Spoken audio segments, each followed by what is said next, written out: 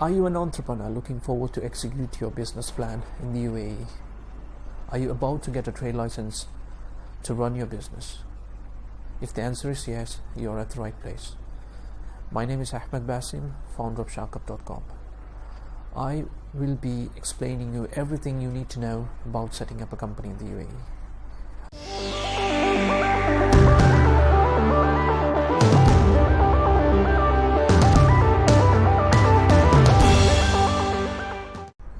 So assume you already have a business plan right now and you have done your market research, you know your competition, you know your competitor analysis, you have the funding requirements and you're in talk with investors, you already arranged your funds, and you also made a list of suppliers, a list of stakeholders, list of clients as well, and you're about to approach your clients.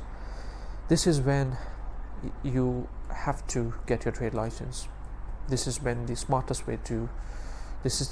time to get your trade license, because if you take your trade license when you're about to do your business plan, you already have finished maybe 4 to 5 months of your license term, and the license is valid for 1 year.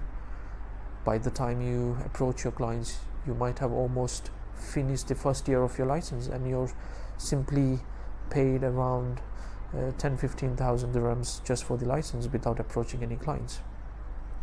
So let's come back to the actual learning. So once you have everything ready and you're about to execute your business, you approach in a position where you're about to get a trade license. Okay, so if you might have done your homework, you might see that you have plenty of options to set up your company in the UAE. First of all, you have mainlands, you have free zones, you have offshores. So if you don't know what mainland is, so basically the licensing authority is based on the geographical area in the UAE. So it depends on what business you're going to do, and that will determine where you have to get your license from, which jurisdiction is right for you. So once you're in a position where you're about to get a license, you have option to get in mainland, you have option to get in free zone or offshore. And in the UAE there is 7 emirates, so there is 7 mainlands, and free zones approximately more than 45 free zones, and offshores is very few.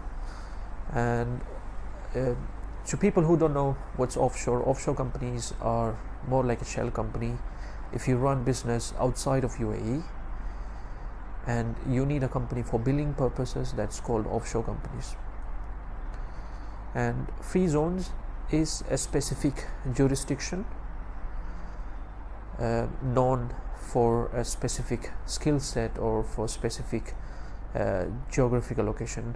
Mainly they're located near to ports, like more of a place where is known for knowledge city or tech city. So it's built on for a specific activity most of the time. And mainland is the prime location. So if you want to have your business in the most popular areas, so center of Dubai or business centers like Business Bay, you will need a mainland license to run your business. So when you're about to decide where to set up your company, either in a mainland or free zones or offshore, there are a few questions which you need to solve before deciding it. Number one, how many employees do you need? The number of employees actually determines a lot of factors, which will be a decision maker for you. Because if you're a small startup and it's completely based on employees, so most of the free zones without an office, you only have an option to get a maximum of 6 visas. So if you need more employees than 6, then free zone is not an option. And second question is, do you need an office? Of course, these days most of the business are tech based, and due to COVID and the pandemic, people have learned or the entrepreneurs have learned they don't really need an office. They can work from home, they can reduce the overhead cost, and they can push their business ahead. So if you need an office and if you're expecting walk-in clients, then location really matters. If location really matters, you need to decide where your company is going to be located. So the licensing authority is purely based on the location you will be wanted to establish your business. Mostly people choose free zones because in free zones you have option to get a desk office, or it's more like a virtual office, and in mainland it's mandatory that you need to have an office. And the third factor is the long-term goal.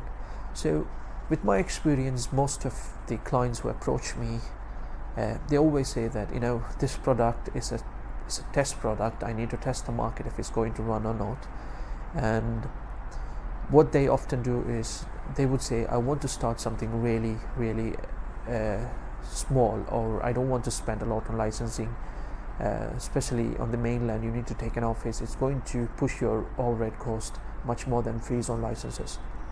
So here, what I need to tell you that if your long-term goal is approaching clients in the mainland areas, or if you're looking forward to have a nice walk-in outlet for your customers in the future, it's better to do lineup based on the future.